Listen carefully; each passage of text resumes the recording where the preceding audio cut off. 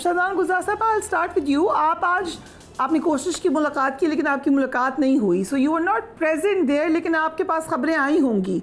जब ये स्टेटमेंट आपने सुना तो डिड यू थिंक कि थोड़ी सी तब्दीली है? नॉट एट ऑल जी, ये तो शुक्रिया फरिया.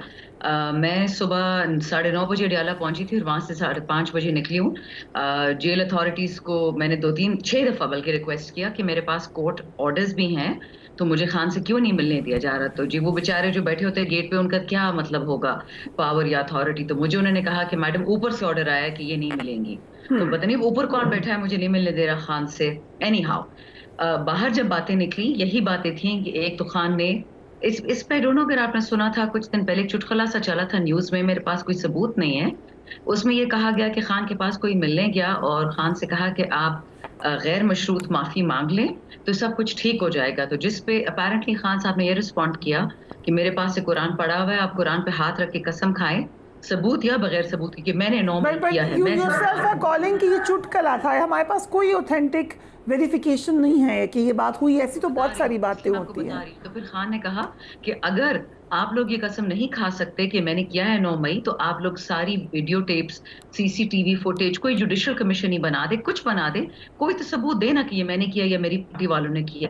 और अगर मैंने पार्टी वालों ने किया होगा तो मैं उसकी माफी मांग लूंगा. ये एग्जैक्टली ये बात 1 हफ्ता पहले हुई थी. तो वो चुटकुला और आज की बात, उसमें कोई फर्क नहीं है. एग्जैक्टली वही बात है. बट जिसने किया है वो फॉल्स फ्लैग है, अपने ऊपर खुद ही कराया है. जो इनके पास नाकाबिले तलाफी सबूत थे पिछले साल से, वो किधर गए? अभी तक कोई रिपोर्ट, कोई कमीशन, कोई चीज, कोई एप्लीकेशन, कोई चिट्ठी, कोई वीडियो, कुछ तो बना देना. कुछ भी नहीं है ना. लेकिन जो लोग फुटेजेस में नजर आ रहे हैं उनमें से बहुत से लोग पीटीआई से आइडेंटिफाइड हुए हैं. पर आपकी आवाज नहीं आ रही जी. जो फुटेजेस चली हैं टेलीविजन चैनल्स पर, उनमें पीटीआई के लोग भी नजर आ रहे हैं. अच्छा, तो कोई दुपट्टा पहन ले नून लीग का और टोपी पहन ले पीपल्स पार्टी की, तो वो तो फिर कोई हाइब्रिड ही हो जाएगा ना. कांट से कि पीटीआई वहाँ मौजूद नहीं थी. शाहनाना साहब, पीटीआई थी. आप कह सकते हैं कि उनको मिसलीड किया गया या कोई और आगे आ गया, लेकिन पीटीआई तो वहाँ मौजूद थी. मैं तो आपको कोर कमांडर हाउस लाहौर की एग्जांपल दे सकती हूँ. वीडियोस पे वीडियोस है डॉक्टर यास्मीन राशिद की कि वो कह रही हैं कि आप खुदा ना करें, प्लीज मत जाएं कोर कमांडर हाउस की तरफ, और उसको जेल में डाला हुआ है. तो it makes no sense then. It is ये एक आपका पॉइंट आ गया. लेकिन अगेन जिस वक्त ये तमाम मामलात हो रहे थे, और ये बात मैंने खुद ऑब्जर्व की, किसी एक ट्विटर अकाउंट से कॉन्डेमनेशन नहीं आई थी. पीटीआई की किसी लीडर ने नहीं कहा कि ये मत करो, किधर जा रहे हो, stop it. Everybody was quite, silent. एक सेकंड नहीं, मैं ट्विटर एंड सोशल मीडिया की बात कर रही हूँ. सोशल मीडिया पे बड़ी एक्टिव होती है पीटीआई. एक मिनट, ट्विटर सोशल मीडिया पे तो मेरी आपकी एक जर्नलिस्ट है मोना आलम, मेरी अच्छी दोस्त भी हैं, उनसे मेरी ठीक ठाक लड़ाई हुई थी इस बात पे. डॉक्टर यास्मीन राशिद जो वीडियोस में दिखाई दे रही हैं, लोगों को कह रही हैं कि आप मत जाएं कोर कमांडर हाउस की तरफ, वो जेल में बैठी हैं. अंदलीब अब्बास और मुनज़्ज़ा हसन, इन पर्टिकुलर मुनज़्ज़ा हसन, जो बाकायदा चीखें मार रही थी कि हम इनको देख लेंगे, हम इनको देख लेंगे, वो आज नेशनल असेंबली में बैठी हैं, आईपीपी में, जहांगीर तरीन की पार्टी में. तो आप मुझे बताएं कि जिसने वरगलाया, जिसने किया, वो असेंबली पहुंच जाता है, और जिसने मना किया लोगों को कि मत जाओ कोर कमांडर हाउस, वो जेल में बैठ जाता है. ये किस किस्म की, मुझे तो नहीं समझ आ रही है किस किस्म का इक्वेशन है. It makes no sense to me. Okay, Durrani साहब, शाहनाना साहब ने अपना मौक़िफ़ दिया. सारे उनका एक पॉलिटिकल बड़ा क्लियर मौक़िफ़ है.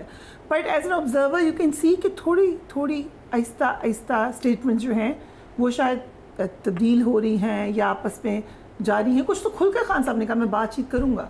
So something is cooking in the background. बिस्मिल्लाहिर्रहमानिर्रहीम. देखिए, पहली बात तो मैं तो हमेशा से आपको पता है कि पुरुमीद हूँ कि इस सारे प्रोसेस में से आवाम की फतह निकलेगी और पब्लिक जो चाहती है वो ही इसका अल्टीमेट रिज़ल्ट आएगा. मैं इसमें मुझे कोई डाउट नहीं है. लेकिन आज की डेट पे एक ओवरव्यू लेने के बाद मैं ये कह सकता हूँ कि अब पीटीआई और इस्टेब्लिशमेंट की जंग अब बंद हो गई. आज की पीटीआई आज से मुराद नॉट टुडे और द मोमेंट, मैं कह रहा हूँ कि ये इन द प्रोसेस पीटीआई और इस्टेब्लिशमेंट की जंग अब अपने इख्तिताम पे पहुंच रही है. अब पीटीआई जी और अब पीटीआई और पीडीएम की जंग जो है वो हकीकत में शुरू होगी. पीटीआई और पीडीएम की जंग शुरू होगी. अब जंग लुटेरों की और आवाम के दरमियान होगी. अब हारने वालों, ठीक है जी, और ज़बरदस्ती इक़्तिदार में आने वालों की जंग عوام کے ساتھ ہوگی. اور اس سارے پروسیس میں اب جو ہے پوری گیم پولیٹیکل گیم میں آ گئی ہے, پولیٹیکل میدان میں آ گئی ہے. اب تک یہ کوشش کی جاتی رہی کہ اس جنگ کو سیاست کے میدان کے بجائے اس کو سیاست سے باہر رکھا جائے, اس کو اسٹیبلشمنٹ کی طرف دھکیل دیا جائے, اس کو کسی اور طرف دھکیل دیا جائے, 9 مئی کی طرف دھکیل دیا جائے. 9 مئی از ناٹ این ایشو, اس کا تو حکومت نے جو کچھ کرنا ہے. وہ جو خان صاحب جو سٹیٹمنٹ دے رہے ہیں ان کی مہربانی کہ وہ یہ سٹیٹمنٹ دے دیتے ہیں. ادروائز اس میں تو جتنی ایکوزیشن بنتی ہے وہ خود حکومت کے اوپر بنتی ہے کہ 1 سال سے زیادہ عرصہ گزرنے کے باوجود آج تک وہ کوئی ایک بھی استغاثہ عدالت میں نہیں پیش کر سکتے جو اس ویلیو کا ہو کہ اس کے اوپر عدالت کوئی فیصلہ کر سکے. اور اس کے باوجود بھی اگر وہ پھر بھی معذرت کر لیتے ہیں تو ان کی گریس ہے, چونکہ وہ آگے بڑھنا چاہتے ہیں.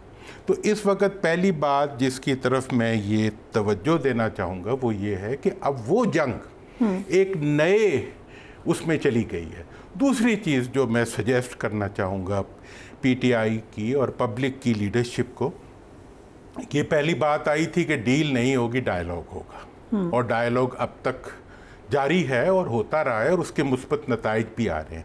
اب میرا خیال یہ ہے کہ اب اتنا مارجن دینے کے بعد اب پی ٹی آئی کی قطعاً ضرورت نہیں ہے کہ وہ حکومت کے ساتھ ڈائیلاگ کرے, کیونکہ حکومت جو ہے وہ قبضہ کرنے کے باوجود, وہ منتخب نہ ہونے کے باوجود, اقتدار میں آنے کے باوجود وہ آج بھی کسی قسم کا ریشنل بیہیویئر نہیں کر رہی. اب پی ٹی آئی کو کی وقت ہے کہ وہ اس وقت وہ تمام پولیٹیکل فورسز اور عوام جو آج حکومت کے ساتھ نہیں ہیں ان کے ساتھ مل کے ایک ایسا پبلک کولیشن بنائیں جو کولیشن جو ہے وہ ان کو ان کی حدود میں لانے کے لیے اپنا رول پلے کرے.